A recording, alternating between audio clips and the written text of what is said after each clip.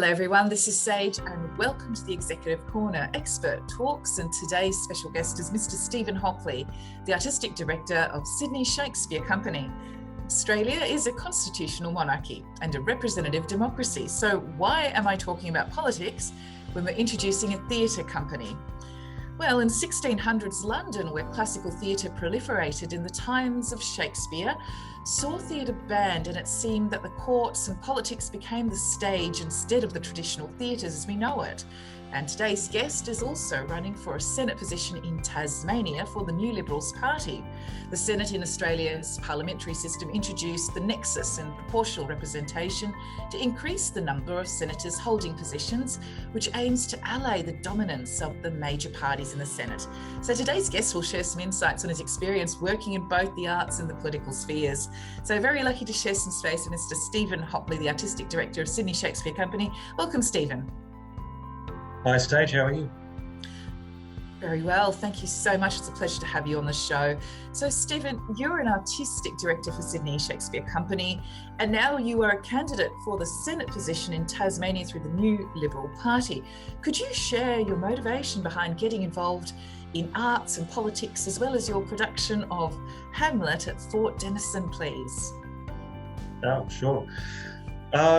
Well, in terms of getting involved, my motivation for getting involved in the arts, I suppose it's just a part of me. I've always been a storyteller, a writer, performer in one way or another since I was very, very young. I was always at the piano or writing stories. I had those little exercise books that we had in school. Those with the lines on them. I filled stacks of them piled up with short stories that I would write. So it's just really a part of who I am. I think the politics is kind of similar in a way. I've only really just gotten involved in that technically recently, but I've always been involved with community groups or activism in one way or another.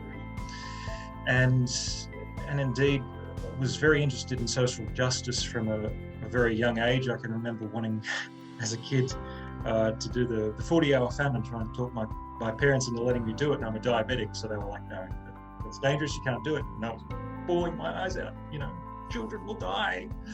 So I was very interested in sort of making change and trying to do good things early on. And I think that comes with being a storyteller as well, because you can't help put yourself in other people's shoes as a storyteller. That's in fact the job.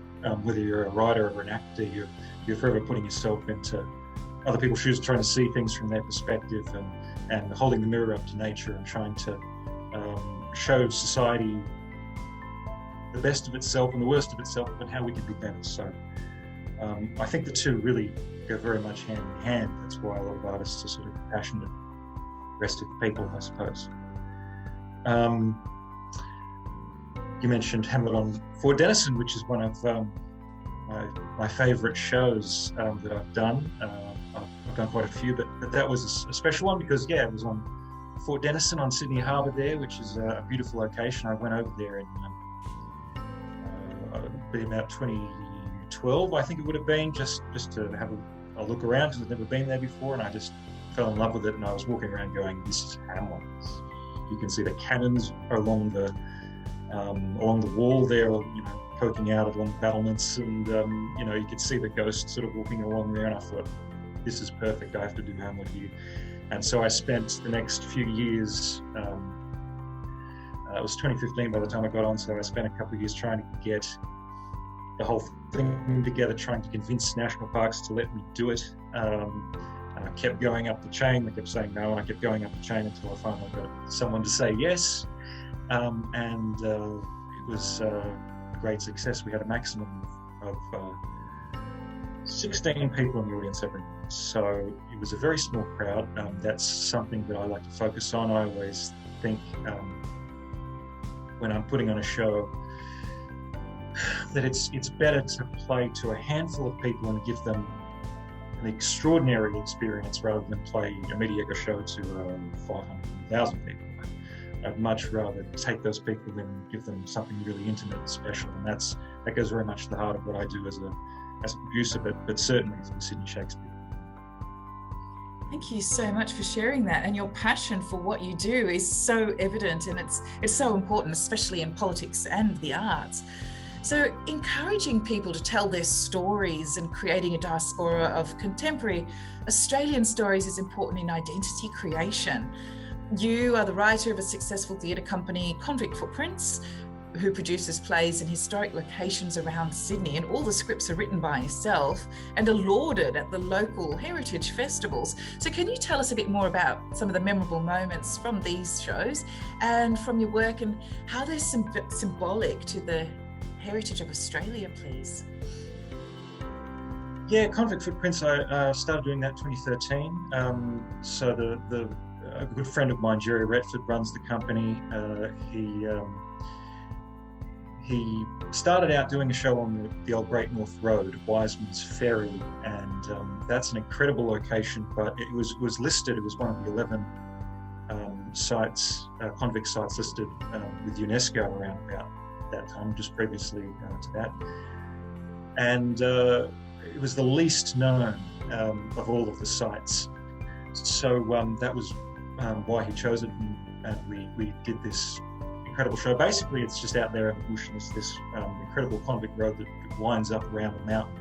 And we took the audience back in time, kind of like a time machine. They get off their bus and then they walk up the beginning of the road, and then we switch guides. We come out and we're all in period costume, and we're in 1832, and we take them up the road and we show them the convicts building the road, and it's immersive theatre, promenade style that aims to really kind of capture Australian history. We've done 10 shows since then in different locations all around the place, from Cockatoo Island to Bella Vista Farm, Castle of the Heritage Park, all sorts of places. And the aim every time is to immerse the audience, take them back in time. It might jump around from time to time, but we always trying to immerse the audience and keep that feel of history, and try to recreate history. I think Australian history it's amazing, and I probably guilty, as a lot of people are, of when I started doing this, when I started writing the first one. There's a lot of research to sort of understand that period. I sort of went, Australian history, because I think a lot of people do that. But Australian history is fascinating. I don't think most people realise how fascinating. There are so many stories that have not been told that we've got that culture. But actually, there's a lot of great stories, a lot of untapped stories that are fascinating, that are still waiting to be told, and it's been a pleasure just to tell a few of them. Perfect. I couldn't agree more with what you said. And it's so important to keep those diversified stories coming through. And I'm not just talking racially, I'm talking about finding the silenced voices, or the people that weren't the aggressors, so to speak. There were other facets of the community that were helping to develop it as well, even during the tough times. So thanks, Stephen, for your insights there. And stimulating the economy through the arts would be ideal. Where artists go, money follows. That's how the story goes. What are your opinions, being a creative writer, in linking more corporate investment into the arts, especially as we head into Sydney being a 24-hour economy? Once we find a way to reopen, live music often gets privileged, but what about the other disciplines like theatre? Do you have any insights to share? Yes, I think you're absolutely right. Where the arts go, money follows, and that has been shown time and time again. Every time there is a major festival, anywhere in the country, there's always voices who say, waste of public money. But you look at the facts, you look at the figures, and every time, no matter how much government spending has gone into it, it comes back 7 times, 8 times. The arts is a wise investment. It always has been. And not just on that large scale of festivals and so on, but even on the small scale. the shows that, I've done little shows in the city, and, you might only get 20, 30 people in an audience on any given night, but those 20, 30 people are coming out of their houses, they're coming into the city, they're paying for public transport, parking, they're getting a meal beforehand, they're going to the pub afterwards for a drink as other cast and crew. It stimulates their local economy, and I think any cool part of town, any interesting part of town where people go and congregate, it's a hub, it's a creative hub. It's because of the arts and culture. That's what brings people there, and I don't think people recognise that, and that's part of the problem, because it's really so much about the mindset. People sort of expect the arts to pay for itself, and they don't realise the artists make nothing. I mean, I make nothing for those shows that I do. If we make any profit at all, it might be a few $100, and we split that between the cast and the crew, and maybe I'll buy them a drink, because that's works out much the same for their 3 months hard labour of doing it. But all the local businesses have been supported, and I think if wise chambers of commerce, for example, would do well to, stimulate the arts and spend money on the arts and support the artists in their area, because that's what brings people in, and that's what drives the spending and stimulates the local economy.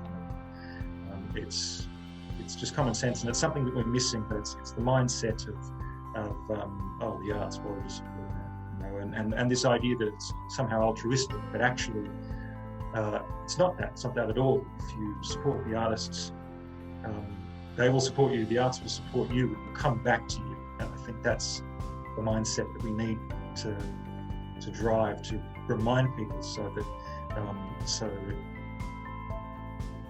it helps them help themselves.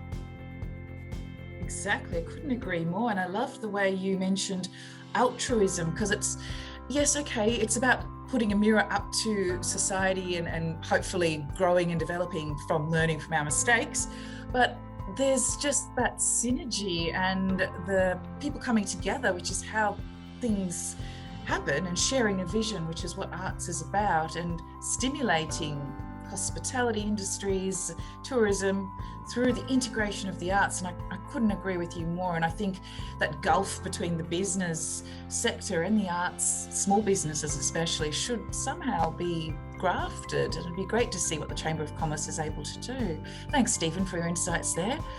Now moving on, to understand that education is the bedrock of a great society, and so to foster its improvement and effectiveness at all levels is of importance to the new Liberals. And education and the arts are hand in hand. The workforce is experiencing a critical skills worker shortage at the moment, leading to closure of many businesses in some cases. And the Morrison government has put into effect the ability to learn for free and upskill at TAFE during these times of lockdown. What is your view on free education, please? There is a generation of Australians who have experienced it. I think they are possibly in their 50s at this stage. Do you see it as being advantages or something that Australia may be able to get involved in again? Absolutely. Education has been free in the past, as you say. Whitlam did it, made the universities free, and we're still benefiting from that. And since that's been taken away, and education has been turned into a bit of a political football with the Conservative side of politics, particularly this current government driving more and more of the public funds that should be going into public education into private education, where we're seeing all sorts of issues flowing on from that, all sorts of as you say, with skills, like in TAFE for a while there was ridiculous. It basically collapsed. Many of them closed. I know local one and you closed it. I've seen that there's now a bit of a push for some free courses, which is nice during the time of lockdown. But it needs to be more than that. We need free education across the board, really, and that's something that the New Liberals want to do. Primary, tertiary, university. It's important. It's been done before, so there's no reason why it can't be done again. Yes, I'd like to see them maybe trial it, even just to see what it can proliferate for the emancipation of the middle class, or just for allowing people to have that chance, you know, to educate themselves and to learn for free. And we've reached our final discussion point, Stephen. Hopefully we can get something here from you that may be valuable for our viewers. Arts and tourism can work in a symbiotic fashion from working so closely in the space. Do you have any insight on how the Australian arts sector can be developed to encourage more tourism to Australia from the APEC region and beyond, once we find a way to open up our international borders again? Yeah, so arts and tourism similarly work together really well. It's much like what I was saying before about making a place interesting in a local terms, and people will go there and it stimulates the economy. It's exactly the same with tourism, and Australia is pretty, it's an attractive location to come to, and when people come here, they want arts and culture. We know that over 70%, I believe, of tourists mention arts and culture in some way that they want to engage in when they come here. That's the major attraction. So, you know, a great number of people coming to Sydney, for example, want to see the Opera House. They want to go to the Opera House. That's not just that they want to see it, they want to go to the Opera House and they want to see a show. I did a show a couple of years ago, just a small show in a tiny little basement. We had, I think we could fit in about 40 people, 50 people maximum a night. And it was a great little show, but a lot of local humour and so forth. And it amazed me because what we did is we did it on a Monday night, because it was an off night. We knew that there would be nothing else on, so we thought it might be kind of an interesting experiment to see how long we could run it for on Monday night. So we did that really in the end for about 4 months. We did it. We ran just every Monday night. But the audience, after the initial locals, sort of the first few shows, locals came, but after that, there was a high predominance of tourists, huge amount of tourists, and seeing this show that was based on local humour, basically. And they were doing that because it was a Monday night. They're in town for a couple of nights. They want to go out and experience live theatre, culture, music, whatever, and we were the only thing on. Because it was this is in King's Cross, and it was during the lockouts, and so stuff was shut, right down the main street, and we were playing on Monday nights, and we were about the only thing on. So we got all these tourists in going, why is there nothing on? The American tourists, South American, British, European, all over the place, and they were terrific, and they really loved the show. But they when I talked to them, because I was on front of house, I wrote the show, but I sat on front of house and talked to everybody as they came in, and that was pretty much the number one thing. They were all tourists, and they were wanting to see stuff, and they couldn't understand why there wasn't more on.